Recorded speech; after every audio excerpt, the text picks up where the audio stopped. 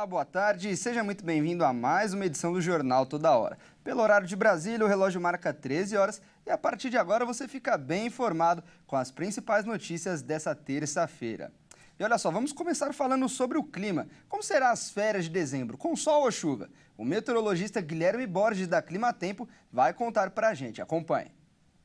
Ao longo desta quarta-feira, o tempo permanece instável, principalmente na região norte, centro-oeste e sudeste brasileiro. A passagem de uma frente fria ajuda a canalizar muita umidade para a região, mas também a aportar muita umidade da faixa norte, o que deixa o tempo mais instável nessas áreas. Destaque principalmente para o alerta de temporais nessa quarta-feira na faixa mais oeste do Amazonas, sobre o Tocantins e também sobre o norte de Minas Gerais e Espírito Santo. Faixa oeste e sul do estado da Bahia também em alerta para temporais. Para o restante das regiões, a chuva chega, mas com moderada a forte intensidade. Para a faixa sul, tempo mais firme, contrastando com o tempo dos últimos dias.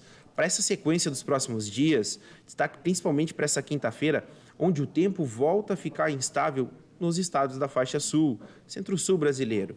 A gente vai ter atuação de uma baixa pressão sobre o Paraguai, somado com forte transporte de umidade da faixa norte e a forte variabilidade dos ventos em altos níveis da atmosfera, que vai favorecer esse cenário de tempo mais instável sobre os 3 estados do sul, sobre o Mato Grosso e também avançar um pouco sobre São Paulo.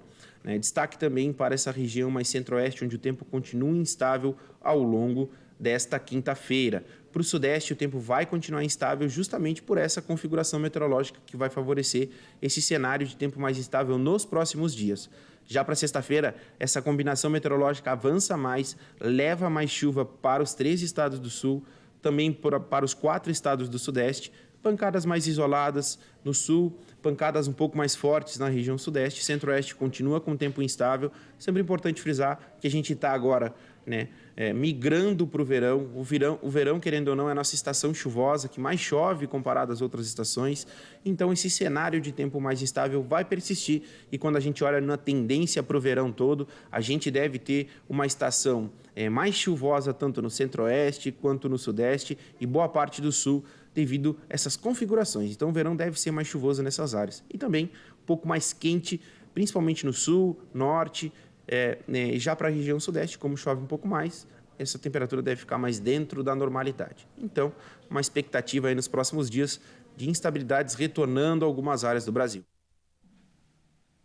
Em Copenhague, o aumento do nível do mar representa um risco crescente em meio ao aquecimento global. E por isso a capital dinamarquesa tenta se adaptar e proteger as áreas urbanas das mudanças climáticas com uma única palavra em mente: sinergia. Ameaçada pelo mar, pelos aquíferos e pela chuva, Copenhague decidiu se adaptar às mudanças climáticas. Com mais de 300 projetos em andamento, a capital dinamarquesa trabalha para se proteger de inundações, um desafio em uma cidade perigosamente propensa a ser submersa. O Karens Mind Park é um bom exemplo. O que antes era um aterro parcialmente pantanoso foi reformado e transformado em uma área de gerenciamento de águas pluviais.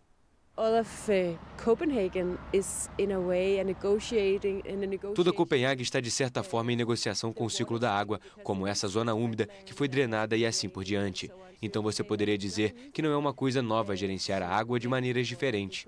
Mas a novidade é que estamos começando a entender que precisamos fazer isso em diálogo com a natureza e não apenas controlando a natureza.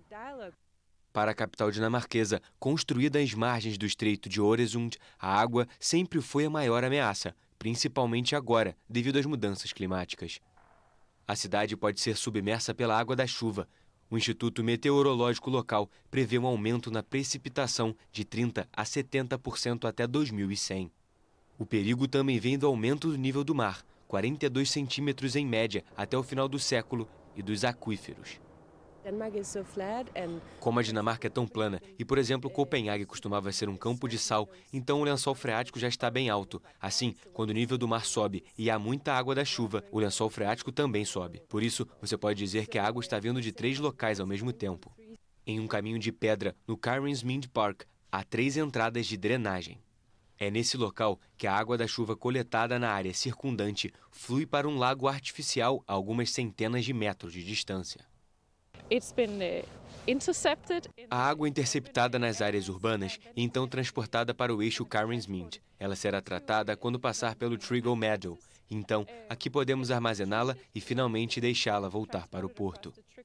Ao redor do lago artificial, a natureza floresce em sinergia com o gerenciamento de águas pluviais e outros benefícios. Autoridades desejam melhorar a biodiversidade e combater as ilhas de calor urbanas, mas ao mesmo tempo oferecer aos cidadãos um ponto de encontro, um espaço verde onde eles possam se reunir. Podemos armazenar a água da chuva e também ter mais natureza na cidade. Podemos aumentar a biodiversidade, ter mais pássaros, mais peixes, mais patos, como você pode ver. Esse é o truque sobre uma solução baseada na natureza.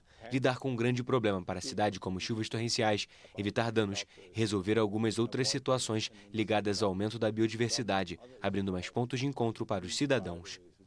A cidade iniciou todo esse trabalho em 2008, identificando suas vulnerabilidades, principalmente as inundações.